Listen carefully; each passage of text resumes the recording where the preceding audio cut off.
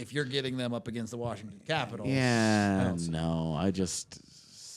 I don't see it. It needs to be one of those like Charlie Lindgren makes 38 saves on 40 shots, and you win a for a series. You win a 3-2 in overtime. That's how they win a game. I don't see how they win 4 unless seriously he goes full Matt Davis and it's just like 65 saves. Yeah, like pucks just don't get by me anymore. That's what it's going to take. It's going to take something superhuman. Yep. What might be the most clear-cut series of the NHL playoffs, at least for the first round, New York Rangers versus Washington Capitals. We're previewing the whole thing here for you. The Capitals, they barely squeak in. 4 teams were competing for that last spot. They held their own destiny. They beat the Flyers to get in. Did they beat the Flyers? Did the Flyers beat themselves? Well, they get in on an empty net goal on a pulled goaltender that didn't need to happen. Yeah. And yet, has any team ever backed into a postseason position more than that? And knocked out 3 times. 3 teams with that goal. That goalie post screwed over 3 teams. 3 teams. Wow, dead. Pitt, Detroit, and Philly, obviously. Do you think Philly did it just so spite Pittsburgh? Yeah, so Pittsburgh couldn't get in? I don't know. They were like, well, we've lost our shot at this. Well, congratulations, Washington. You're in the playoffs with a negative 37 goal differential. You're not any good, but you're in the playoffs. Good job. Dude. It's got to be one of the worst in the modern era. God, right? I was just gonna say, modern era. Can anybody not the remember 70s. a postseason team recently that you thought was worse than that? I mean, 91 points, a negative, what'd you say, 37 goal differential? This is not a very good hockey team. No. Not at all. But also, pick any of those teams, and I would say the exact same thing. Pittsburgh, Detroit, Philadelphia, Washington. Not a very good hockey team. None of them were very good. In a normal year, none of them would even, I don't even think, come particularly close for the postseason. I think you're right. Look, if I'm looking for things, at least Pittsburgh has a Sidney Crosby. At least there's something. You look at the top 5 scorers of this team, and look, I get Alex Ovechkin is there, but Alex Ovechkin is young. It's not young anymore. And not that Dylan Strome isn't a good player, but he's your leading scorer. Right. This is Come on. I asked you guys in the Bruins Leafs video, and spoiler alert if you haven't watched it, who's the worst 1C? Is it Dylan Strome? In the postseason? Is it Pavel Zacha? Yeah.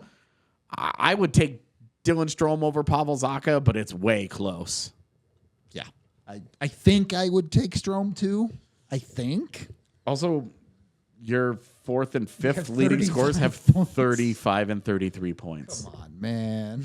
This is a playoff team. What do you want me to say? They're not any good. They don't score goals. They give up a bunch. They lost more games than they won this year. Great story and 30-year-old journeyman, Charlie Lindgren. I think it's a great story. It's like an Great underdog stories story. don't make you good, though. No, I agree. What I'm saying is, but that's how they got there a little bit. He takes over Stanley Cup champion Darcy Kemper, and they, could have easily,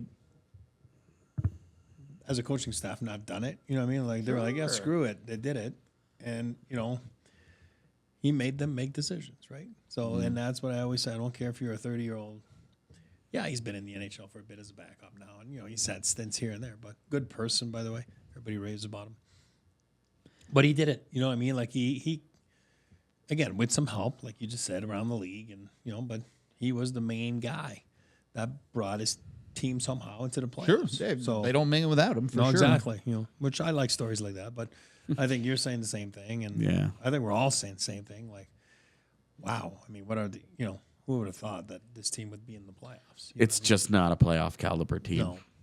It's not. I threw Max Pacioretty as their X factor because, in a world where Washington is going to do this, they need every single guy on their team to turn back the clock. And he hasn't played like much. actual good. And Pacioretty has obviously needs to be healthy, but him, Ovechkin, Oshie, they all need to play like it's 2018, Yeah. basically. I don't know. They're just there's not a lot to say about Washington, man. They're not very good, and they don't really belong to be. They don't really belong here. Yep. And on the flip side, you have the President's Trophy winning New York Rangers, who absolutely belong here and look really, really good. Top to bottom, it's a team that I'd be afraid of. Straight up. Well, I'll go first on them. Like, when I say all the time, like, you can say you're about winning and you can be about winning. Chris Drury's done a great job there. Like it or not, he made some hard decisions last summer, and with what I just said about you can say you're about winning, and in his mind, be about winning, right or wrong. He made some decisions from front office people to a coaching change, right? I don't care what they say it was mutual. I mean, come on. And then even to, athletic therapists, guys that have been there 30 years or, like I'm saying right or wrong, there's two sides to every story, but he wants to be about winning. He has been about winning for a long time. He's won here in Colorado. And again, everyone knows the story of the Little League World Series, and Oh, did he win that? Yeah, that's just like the Winnipeg coach. It's my sentiment growing up. Just letting you know. One of those stories has been told significantly more times. Hey, the Chris Drury thing has been. Yeah, I think there are people who don't watch hockey that know Chris Drury won the Little League World Series. You know what? ESPN writes back then with hockey, and it was a great story. I mean, it was awesome. It's a great story. It's been told 800 times. No, but he won in the NCAA. Obviously, BU Terrier, winning the national championship. So winning the Stanley Cup, and Drew's about winning. He wants to win, and he looks angry. He's always but. I think the Rangers have done an important factor in winning. Got to look a little angry. No, but his roommate used to be Rob Blake on the road, and Blakey would just always say, like, buddy, this guy sleeps angry. Like, he just, sleeps and he's mad. And it was the funniest thing. Like, hey, God, he was a great Avalanche, obviously. Both of them. But I'm talking about Chris here. But I think that they've had an unbelievable season. I mean, the emergence of the Lafreniere, and finally the breakouts of some of those young kids. When you talk about the tough decisions by Chris Drury, I think one of them had to be holding steady on Lafreniere, not selling low, on not that guy. moving off of him, because that there were GMs that were in vulture mode. That's a good point. Circling around and saying, "Hey, you should just cut your losses and move on. Get what you can while you can." Instead of trying to continue to pay him and play him and make it work, it worked. Yeah, and you know what? There's also this magician Panarin. Like I believe he reminds me of. I know you're gonna get there. Sorry, I don't want to get ahead. No, I just want to bring it up because Dylan Strome leads Washington with 67 points. Panarin has almost double that. Every single guy on New York's top 5 list has more than Dylan Strome. Sorry to cut you off. No, but I was saying about Panarin is like he's playing with Lafreniere right now. I mean, that's a little flexy, there, but yeah. It just shows you that how far he's gone, how far he's come. Yeah. But this guy makes people better. Yeah. He makes people around him better, and he produces a 5-on-5. It's crazy how this guy produces a 5. He reminds me a little bit of Pasta. In Boston. I don't know why. They seem to have fun playing hockey, and it's fun to watch guys like that. But they're certainly a wagon. Total opposites in terms of how they do it. You have a sniper versus the playmaker, but I completely get what you're talking about in that. Like, these are two guys that love to play the game, and they exude joy, and the way that they, the way that they play makes you want to watch them play. They're wonderful talents. Panarin plays the language thing all the time. Like, I know English. Like, it's funny. He just seems to have some fun. He just he does. Well, it's like Varley. Varley's got Varley's got selective English. Varley has a shutout. He's like, yes, no problem. How you doing? What's going on here? Welcome here to New. He has a bad game. It's like, oh, no English. No. I don't talk on game days. Like this commercial, like Saros in that commercial.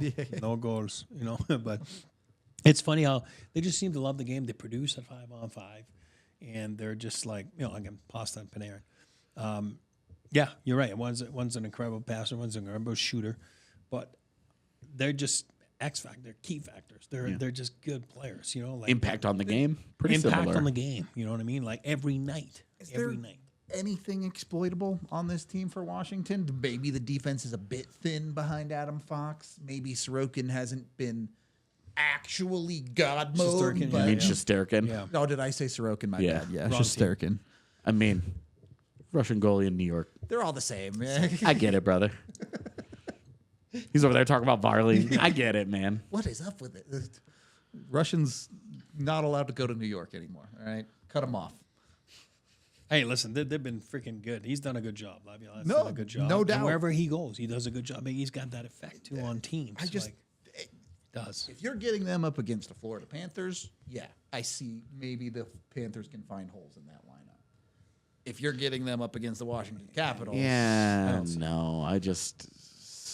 I don't see it. It needs to be one of those like Charlie Lindgren makes 38 saves on 40 just shots, plays and you win a unconscious for a series. Yeah. you win a 3-2 in overtime. That's how they win a game. I don't see how they win 4 unless seriously he goes full Matt Davis and it's just like 65 saves. yeah, like pucks just don't get by me anymore.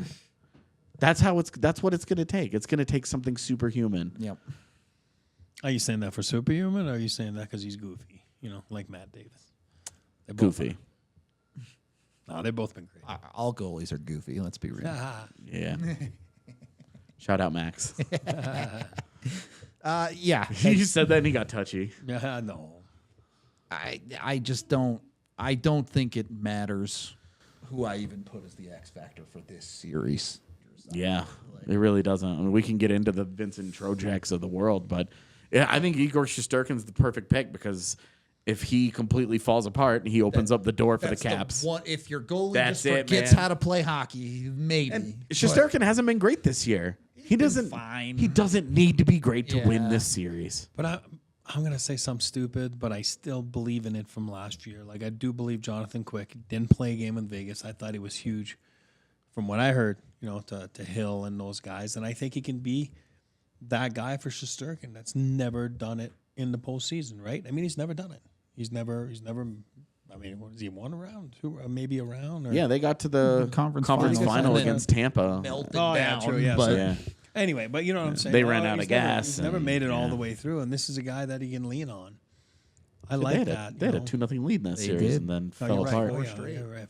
Totally forgot.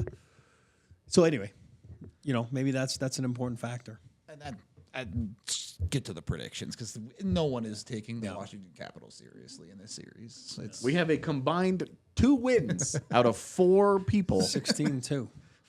Megan and I were like, we'll give them a game. it's hockey, man. It's hard to beat a team 4 times in a row. I went Rudo mode there. I was like, screw it. I had 4-0 at first, and then I was like, it's the NHL. It's the postseason. Something's going to If you happen. can't go Rudo mode in this series, you never will. Right? Like This is the most obvious ones of all the series. I mean, even the potential ones in the West. I don't know if I'd pick any sweeps in the West, to be honest with you, but This is the most obvious one. yeah. So this one pretty cut and dry. I don't think we have a whole lot else to say about it. So go watch our other preview videos in this playlist. Of course, we're doing them all. Leave your series predictions down in the comments, and yeah, go watch the next one. We all silly like the mayor.